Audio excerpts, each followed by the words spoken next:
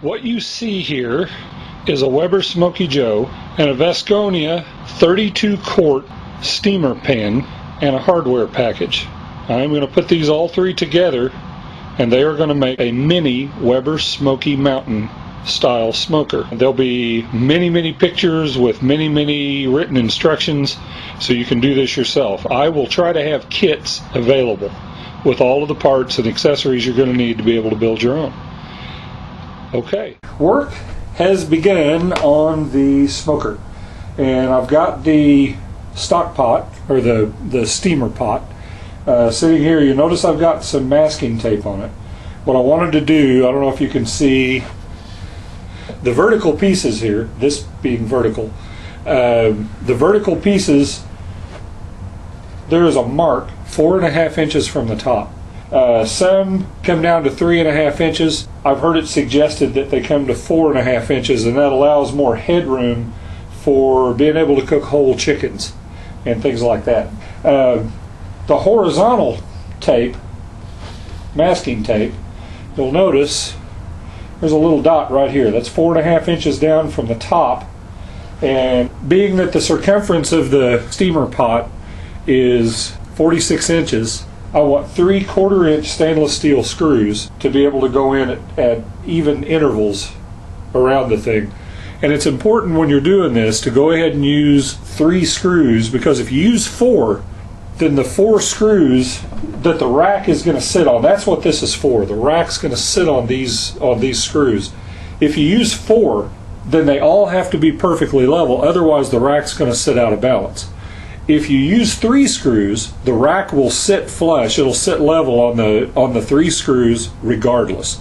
You can have one of them a little off. That, because there are 3 of them, it won't be a big deal. Your rack won't bobble around. So anyway, I've already drilled one hole. I'm going to go ahead and drill this hole.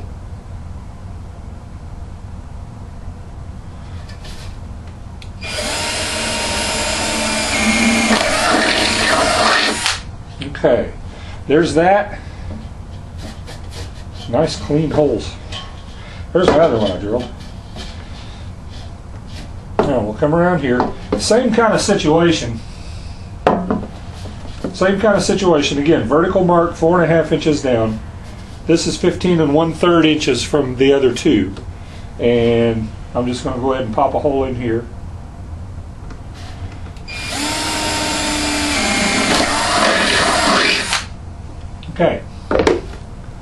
Okay, that basically is the first part of the mounting procedure to be able to mount the cooking rack. Okay, and I'm going to go ahead and install these screws, and I'll show you greater detail about that in a minute, but I'm going to go ahead and install these screws, and then I'll come right back.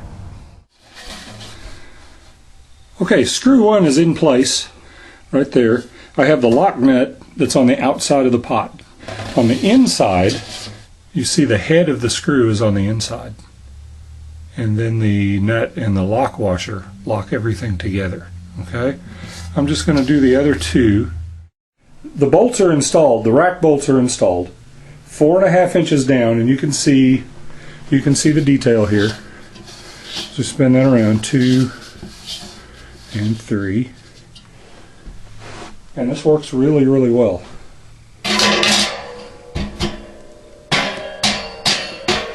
Nice and stable. The next step is going to be to open up the bottom of the pan. I am drilling the holes in the bottom of the bucket, and around the outside, what I want to try to do is keep the heat going, always moving to the outside of the pot. Okay, because I'm going to have a diffuser inside, and I'm probably going to have a water pan or something to catch the juice as it drips out of the meat. And so I've got 1 3/8 inch holes around the outside. And then here in the, see if I can get a little bit better light on that. And then on the inside part, on this row, these are actually 1 inch holes. And around the inside here, I'm probably going to go with maybe 3/4 inch, and then probably one big, maybe 1 3/4 inch in the middle, just to, but I want to try to keep all the heat moving to the outside. And we'll see what happens on that. I don't know whether it'll work or not. I don't know, rather than cut out the bottom of the pan, I thought leaving some leaving some metal in the bottom of the pan would add to the structural integrity of the vessel, and I didn't want it to warp over time or whatever, and I thought maybe just leaving the bottom in would probably accomplish that. So anyway, let's go back outside and I'll drill a couple of holes and we'll see how it goes. Okay?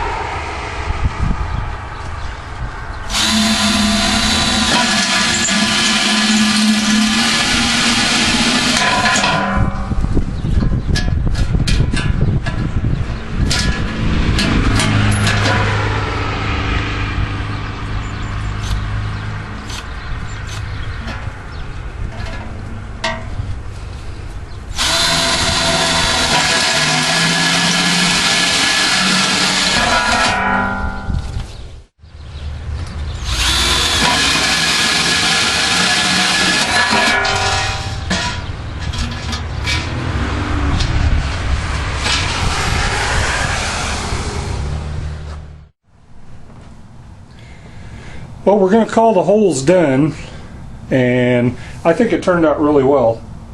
As I said earlier, I've got the bigger holes. I think they're 1 3/8 around the outside, 1 inch in the middle, and a 7/8 for the inner circle. I decided just to leave the center plug in there, not to go ahead and take it out. So we'll try this and see how it works. You know, and if I need to drill more holes, I can drill more holes. But I think it turned out real well. I think it looks okay. It should work fine. Hey everybody, here it is. I like it. I'm really pleased with it. I've chosen not to go ahead and paint it first. I want to go ahead and do a cook on it and kind of work out the bugs before I put a lot of effort into making it look pretty. Set that out of the way. And here's the pot.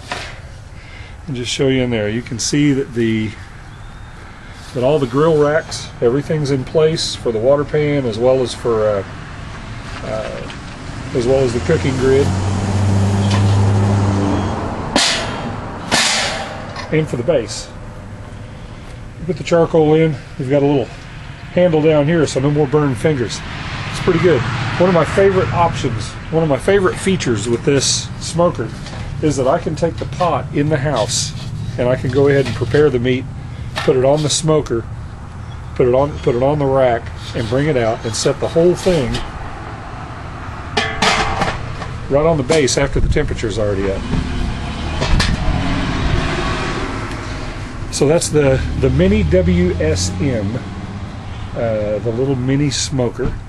It's rumored, and I'll get back to you on this, but it's rumored that a guy can get about a 10 to 12, 14-hour smoke on about 1/4 to a half a bag of charcoal.